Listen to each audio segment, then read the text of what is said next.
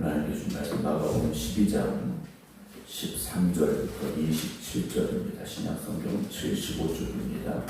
마가복음 12장 13절부터 27절입니다. 그들이 예수의 말씀을 책잡으려 하여 바리새인과 헤롯 중에서 사람을 보내매 와서 이르되 선생님이여 우리가 아노니 당신은 참되시고 아무도 꺼리는 일이 없으시니 이는 사람을 외모로 보지 않고 오직 진리로서 하나님의 도를 가르치심이니라. 가이사에게 세금을 바치는 것이 옳으니까 옳지 아니하니까 우리가 바치리까 말리까 한데 예수께서 그 외식함을 아시고 이르시되 어찌하여 나를 시험하느냐 이날이요 나나를 가져다가 내게 보이라 하시니 가져왔거늘 예수께서 이르시되 이 형상과 이 글이 누구의 것이냐 이르되 가이사의 것이니라. 이 예수께서 이르시되 가이사의 것은 가이사에게 하나님의 것은 하나님께 바치라 하시니 그들이 예수께 대하여 매우 놀랍게 여기더라. 부활이 없다 하는 사두개인들이 예수께 와서 물어 이르되 선생님이여 모세가 우리에게 써주기를 어떤 사람의 형이 자식이 없이 아내를 두고 죽으면 그 동생이 그 아내를 취하여 형을 위하여 상속자를 세울지니라 하였나이다. 7형제가 있었는데 마지가 아내를 취하였다가 상속자가 없이 죽고 둘째도 그 여자를 취하였다가 상속자가 없이 죽고 셋째도 그렇게 하여 일곱이 다 상속자가 없었고 최후의 여자도 죽었나이다. 7사람이 다 그를 아내로 취하였으니 부활 때 곧 그들이 살아날 때 그 중에 누구의 아내가 되리까? 예수께서 이르시되 너희가 성경도 하나님의 능력도 알지 못함으로 오해하는 아니냐. 사람이 죽은 자 가운데서 살아날 때에는 장가도 아니가고 시집도 아니가고 하늘에 있는 천사들과 같으니라. 죽은 자가 살아난다는 것을 말할진대 너희가 모세의 책 중 가시나무 떨기에 관한 글에 하나님께서 모세에게 이르시되 나는 아브라함의 하나님이요 이삭의 하나님이요 야곱의 하나님이로라 하신 말씀을 읽어보지 못하였느냐. 하나님은 죽은 자의 하나님이 아니요 산 자의 하나님이시라. 너희가 크게 오해하였도다 하시니라. 아멘. 할렐루야. 우리가 살아가면서 하나님 만나고 또 믿음 안에 살고 있는데요, 우리가 바른 신앙을 가져야 됩니다. 바른 신앙을 가지고 바른 믿음 안에서 살아가야 되는데 간혹 내가 세운 진리 안에 그것이 참된 진리인 줄 알고 착각하며 살아갈 때가 있습니다. 물론 내가 고백하는 신앙이 있어야 됩니다. 그러나 내가 고백하는 신앙이지 내가 만든 나만의 신앙의 울타리 안에 갇혀서 살아서는 안 됩니다. 오늘 예수님을 시험하려 하는, 정확히는 13절 보게 되면 예수의 말씀을 책잡으려는 사람들이 등장을 합니다. 책잡으려라는 이 뜻은 원래는 이제 사냥꾼들이 사냥할 그 대상을 잡기 위해서 쫓아가는 것, 추격하는 것, 그 의미로 쓰여졌던 단어가 이 책잡으려라는 단어입니다. 그 사냥감을 앞에 두고서 그 사냥감을 잡기 위해 끈질기게 쫓아가는, 추격하는, 언제든지 기회를 보아서 사냥을 하려는 그 사냥꾼들의 그런 모습이지요. 그 모습을 막아는 예수님을 잡아 죽이려 하는 바리새인들, 또 다른 어떤 이들, 오늘 본문에 나오는 사두개인들, 이런 이들을 예수님을 잡아 죽이려 하는 사냥꾼과 같은 모습으로 비유해서 설명을 하고 있는데요. 13절 보게 되면 그들이 예수의 말씀을 책잡으려 했습니다. 예수님의 말씀을 책잡으려 했다라는 거죠. 그러니까 그 말 중에서, 예수님께서 말씀으로 가르치시니까 예수님이 하는 말 중에서 뭔가 약점이 있고 허점이 있지 않을까, 어떤 문제가 되는 말을 하지 않을까 하면서 이들이 예수님 곁에 왔다라는 거죠. 예수님의 말씀을 통하여 은혜 받고, 말씀을 통하여 깨닫고, 말씀을 통하여 천국을 배우고, 그렇게 하려고 예수님 앞에 나와야 되는데 듣기는 듣는데 책 잡으려 하는 말을 듣고 않고 들으려 예수님 앞에 나왔다라는 거죠. 이들이 와서 말합니다. 14절에 선생님이여 우리가 아노니 당신은 참되시고 아무도 꺼리는 일이 없으시니 이는 사람을 외모로 보지 않고 오직 진리로서 하나님의 도를 가르치심입니다 라고 예수님을 지켜 세우고 높여줍니다. 그러면 거기까지만 하면 되죠. 당신은 정말 참되신 선생님입니다. 아무도 가리지 않습니다. 왜냐? 사람을 외모로 보지 않고 오직 진리로서 하나님의 도를 가르치시는 분이십니다. 얼마나 좋은 칭찬입니까? 얼마나 예수님을 잘 보고 있는 그런 마음이겠습니까? 그런데 정작 그들이 하고자 하는 말은 앞에 게 아닙니다. 앞에 건 그냥 해준 말입니다. 진짜 하고 싶은 말은 가이사에게 세금을 바치는 것이 옳습니까? 옳지 않습니까? 아주 곤란한 질문을 예수님께 하는 거죠. 이들이 지금 질문하고 있는데 누가 오느냐? 바리새인과 헤롯 당입니다.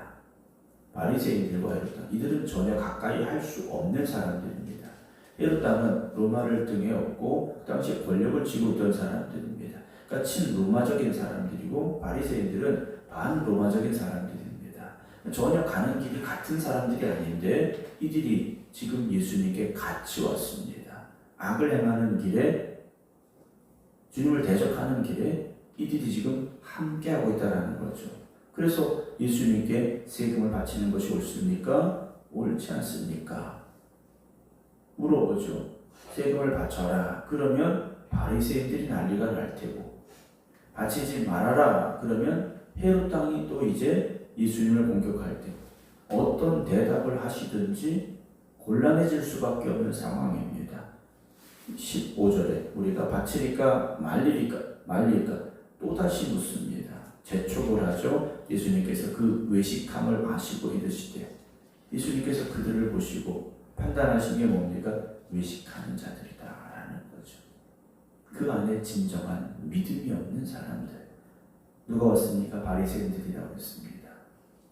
정말 말씀대로 율법대로 살아서 하나님을 기쁘시게 드리겠다고 하는 사람들이 겉으로만 그랬다라는 거죠.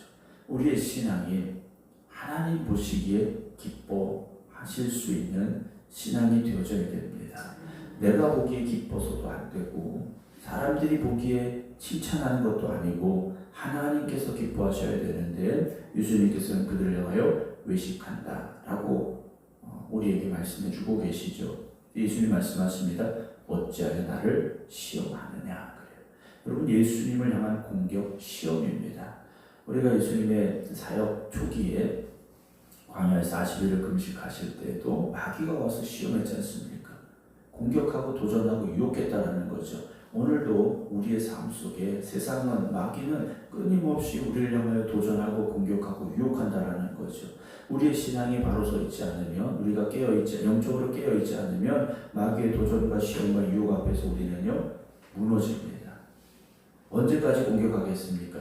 우리가 넘어질 때까지 공격한다라는 거죠. 마귀가 한번 공격해서 세상이 우리를 유혹해서 저 사람은 아니구나, 저 사람의 믿음은 정말 대단하구나 하고 포기하는 것이 아니라는 겁니다. 마귀는요 우리가 하나님 앞에 가는 걸, 하나님 나라에 가는 걸 싫어하는 존재지 않습니까? 하나님을 대적하게 만드는 거지 않습니까? 하나님과 같아지고자 하는 마음을 우리에게 집어넣지 않습니까? 아담에게 하와에게 찾아가서 선악과를 따먹게 하는 유혹의 과정 중에 나온 단어가 뭡니까? 하나님과 같아지려고 라는 말이 나오죠. 하나님 앞에 동등된 자로 서겠다. 나도 하나님과 뭐가 달라? 교만한 마음을 집어넣게 되고 하나님을 대적하는 마음을 집어넣게 되고 자기가 세상의 중심이 되어지고 예수를 향한 공격도 이렇게 계속되고 있는데요. 오늘 우리를 향한 공격도 끊임없이 있다는 걸 우리가 알아야 됩니다. 그래서 우리가 세상을 바라볼 때 이번 주에도 드릴 말씀 중에 한 부분인데 세상을 잘 제대로 보고 판단하는 것 중요합니다. 그러나 거기에 우리의 영적인 판단과 영적인 지혜가 더해져야 된다는 거죠. 말씀을 봅니다. 데나리온 하나를 가져다가 내게 보여라 그러셔요. 당시 쓰여졌던 동전을 하나 가져오게 하시는데 예수님께서 가져온 그들에게 말씀하십니다. 16절 이 형상과 이 글이 그 당시 동전, 우리의 동전도 마찬가지 않습니까? 어떤 그림이 있고 글씨가 쓰여져 있는데 이 형상과 이 글이 누구의 것이냐? 라고 물으셔요. 그들이 대답합니다. 가이사의 것입니다. 로마 황제의 얼굴, 로마의 황제를 칭하는 글 이런 것들이 쓰여 있었겠죠. 그래서 가이사의 것입니다. 로마 황제의 것입니다. 대답을 해요. 17절 예수님께서 다시 대답하십니다. 말씀해 주시는데 가이사의 것은 가이사에게, 하나님의 것은 하나님께 바쳐라. 우리가 지금 보면 당연한 말이죠. 우리는 이미 이 말을 들어왔고 알고 있는 말씀이기 때문에 그래 가이사의 것은 가이사에게, 하나님의 것은 하나님께 바치면 되지. 얼마나 간단합니까? 근데 그 당시에는 이것 때문에 논쟁이 됐다는 거죠. 그래서 논쟁이라는 것을 보면요, 한쪽에서 보면 논쟁거리입니다. 근데 반대쪽에서 보면 논쟁이 될 것도 없는 이야기를 가지고 논쟁을 하게 되더라는 거죠. 그들이 예수께 대하여 매우 놀랍게 여기더라 하고 오늘 마가는 기록을 하고 있습니다. 그렇죠. 로마에 바칠 세금이라면 바쳐야 되고 하나님 앞에 드려야 될 예물이라면 하나님께 드려야 되고 이 간단한 진리를 가지고 예수님을 공격하고 있었다라는 거죠. 오늘 우리도 살아가면서 세상의 법 안에서 우리가 또 살고 있지 않습니까? 그 믿음의 사람들이 세상의 법은 지켜야 되는 것이고 또한 우리는 영적으로 하나님의 자녀로 살기에 하나님의 말씀을 또 지키며 살아가면 된다라는 거죠. 이거냐 저거냐 이것이 아니라는 거죠. 하나만 선택하라는 것, 하나만 지켜야 된다는 것이 아니죠. 우리가 살아가는 세상의 법도 지켜야 되는 것이고 하나님 우리에게 주신 법도 지켜가며 살면 되는 것이죠. 18절 이번에는 누가 등장하느냐? 사두개인들이 등장합니다. 사두개인들의 특징, 그들의 대표적인 주장이 무엇이냐면 부활이 없다라는 겁니다. 부활은 없다. 사람이 한번 태어나서 죽으면 그것으로 끝이다라는 거예요. 유대인들 중에도 그런 이들이 있었다라는 겁니다. 그래서 이들이 부활이 없어야 되는 이유를 증명하려고 예수님께 오늘 아주 어려운 질문을 하나 하게 됩니다. 예수께 와서 묻습니다. 선생님이요 19절 모세가 우리에게 써주기를, 모세가 우리에게 써준 게 뭡니까? 자기 생각을 써준 게 아니죠. 하나님 주신 율법입니다. 하나님 주신 율법에 모세를 통하여 우리에게 주신 그런 율법 속에 어떤 사람의 형이 자식이 없이 아내를 두고 죽으면 그 동생이 그 아내를 취하여 형을 위하여 상속자를 세울지니라 하였나이다. 이 법이 왜 생겼냐면 고대에는 여인이 홀로 남으면 생계를 꾸려가기가 어렵습니다. 그래서 꼭 아들이 필요한 그런 상황들이 있기 때문에 어떤 남자가 여인과 결혼했습니다. 그런데 아들이 없이 죽은 거예요. 그럼 어떻게 되느냐? 죽은 남편의 동생이 대신하여서 이 형수와 동침을 합니다. 이건 어떤 육체적인 어떤 정욕이나 이런 문제가 아니에요. 형수를 위하여서 동침을 하게 되고 그때 아들이 태어나면 그 아들은 누구의 아들이냐? 동생의 아들이 아니라 형의 아들로 인정을 합니다. 그래서 이런 법을 통해서 연약한 이들을 돕고 그들을 세워주는 그들이 살아갈 수 있도록 해주게 된 하나님의 그런 은혜의 법이었는데 이들은 이걸 가지고 지금 예수님께 공격을 합니다. 문제가 생겼어요. 칠형제입니다. 칠형제가 있는데 20절 마지가 제일 큰 형이 결혼했는데 아들 없이 죽었습니다. 그래서 둘째가 형수와 동침을 했는데 또 상속자가 없이 둘째도 죽었습니다. 셋째도 넷째도 다섯째도 여섯째도 마지막 일곱째까지 다 그렇게 죽었다라는 거예요. 사실 이런 일은 일어날 가능성이 거의 없는 일입니다. 불가능한 일이죠. 그런데 최후의 여자도 죽었습니다. 이들이 예수님을 공격합니다. 23절 7사람이다. 그를 아내로 취하였으니 부활할 때, 곧 그들이 살아날 때 그 중에 누구의 아내가 되겠습니까? 부활하면 천국에 가면 7형제 중에 누군가의 아내가 되어야 할 텐데 그러면 첫째부터 7째까지 누구의 아내입니까? 그래요.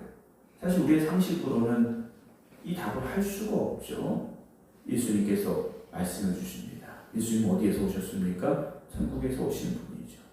하나님의 나라에서 오신 분이 말씀을 해주셔요. 너희가 성경도 하나님의 능력도 알지 못함으로 뭐하고 있습니까? 오해하고 있다. 잘못 알고 있다라는 거죠. 성경을 분명히 안다면, 그 속에 담겨져 있는 하나님의 뜻을 안다면 이런 질문 할 수가 없다는 거죠. 하나님의 능력을 그들이 고백하고 있다면 이런 말 할 수가 없다는 겁니다. 알지 못하니까 오해하는 말, 오해하고 있으니까 잘못된 말을 하고 있다는 거죠. 25절에 사람이 죽은 자 가운데 살아날 때는 장가도 아니가고 시집도 아니가고 하늘에 있는 천사들과 같아진다라고 말씀하시죠. 그러니까 지금 우리 이 삶이 천국에 가서 그대로 되는 게 아니라는 겁니다. 우리 각자가 천사와 같은 존재가 되어 하나님을 찬양하는 이들로 천국에 거하게 된다라고 예수님께서 말씀을 하시죠. 간혹 그런 분들이 있어요. 안무기 같은 사람은 천국 가면 난 차라리 천국 안 가겠습니다. 이런 이야기 하시는 분들이 있어요. 천국에 가고 안 가고는 우리가 결정할 문제가 아니고 그 사람이 천국 가느냐 못 가느냐 우리가 판단할 일이 아니죠. 하나님께서 보시고 하나님이 판단하시고 심판하시는 일이지 않습니까? 그래서 천국에 갔을 때는 지금의 우리 이런 모습, 이런 관계가 아니다라는 걸 우리가 알아야 되죠. 천국은 또 다른 삶이지 않습니까? 이 땅의 연속이 아니라는 거죠. 주님께서 이렇게 말씀을 하시면서 26절에 죽은 자가 살아난다는 것을 말할진대 너희가 모세의 책 중 가시나무 떨기에 관한 글에 하나님께서 모세에게 이르시되 나는 아브라함의 하나님이요 이삭의 하나님이요 야곱의 하나님이로다 하신 말씀을 읽어보지 못했느냐? 너희 성경 잘 아는데 그거 읽어봤니? 물어보시는 거죠. 27절 아주 중요한 말씀을 하십니다. 하나님은 죽은 자의 하나님이 아니요 산 자의 하나님이시다 라는 말씀을 하셔요. 하나님께서 죽은 자를 살리실 뿐만 아니라 부활 이후에 즉 천국에서의 삶 속에서도 우리를 온전하게 하시죠. 아브라함이 이미 죽었습니다. 이삭도 죽었습니다. 야곱도 죽었어요. 그런데 모세에게 여전히 아브라함이 살아있는 것처럼 야곱이 살아있는 것처럼 이삭이 살아있는 것처럼 모세야 나는 이 아브라함의 하나님이야. 나는 이 이삭의 하나님이야. 나는 이 야곱의 하나님이다 라고 말씀해 주셨다는 거죠. 그래서 하나님은요 죽은 자의 하나님이 아니라 산 자의 하나님. 천국은 죽음 이후에 가는 곳이지만 그곳은 죽은 자의 곳이 아니라 산 자의 자리라는 것을 주님께서 말씀해 주고 계십니다. 사랑하는 성도 여러분, 우리가 물론 아직 천국에 가보지 못했습니다. 어떤 삶인지 어떤 곳인지 우리의 지식으로는 우리의 어떤 이해의 범위 안에서는 알 수 없는 곳이지만 분명히 그곳은 하나님께서 역사하시는 곳이고 산자의 하나님이 계신 그곳에서의 우리의 삶이 있음을 또한 여러분 믿으시기 바랍니다. 그 영광스러운 부활의 자리에 우리가 설 수 있는 그날을 기대하면서 하나님이 기뻐하실 수 있는 믿음의 삶으로 살아가시기 바랍니다. 그래서 모세에게 모세야 여기는 이 아브라함의 하나님이다. 이삭의 하나님이다. 야곱의 하나님이다. 말씀하신 것처럼 여러분들의 이름이 그렇게 하나님 앞에 불려지는 귀한 이름이 되어지시기를 주님의 이름으로 축원합니다. 기도하겠습니다. 오늘도 주님의 말씀을 우리에게 들려주시고 그 말씀을 바라보며 하나님의 나라를 향하여 나아갈 수 있는 믿음을 더하여 주시니 감사합니다. 우리가 살아가면서 외식하는 자들이 되지 않게 하시고 하나님의 말씀을 의심하는 자들이 되지 않게 하시고 우리에게 주시는 말씀을 붙잡고 그 말씀을 의지하여 하나님의 나라를 향하여 전심으로 하나님이 기뻐하실 수 있는 삶을 살아가는 저희들이 되게 하여 주시옵소서. 천국의 소망을 가지게 하시고 주님 만날 그날을 기대하며 살아가는 간절한 믿음과 소망이 있게 하여 주시옵소서. 이번 한 주간도 하나님의 은혜로 살아왔음을 고백하며 감사를 드립니다. 내 힘과 내 능력으로 살아갈 수 없기에 더욱더 주님을 의지하며 오늘도 새벽 깨어 기도드리는 주님의 백성들을 붙잡아 주시옵소서. 이 성전에서 또 각자의 기도의 자리에서 주님을 바라보며 믿음으로 기도드리는 이들의 간절한 간구함에 주님 또한 응답하여 주시옵소서.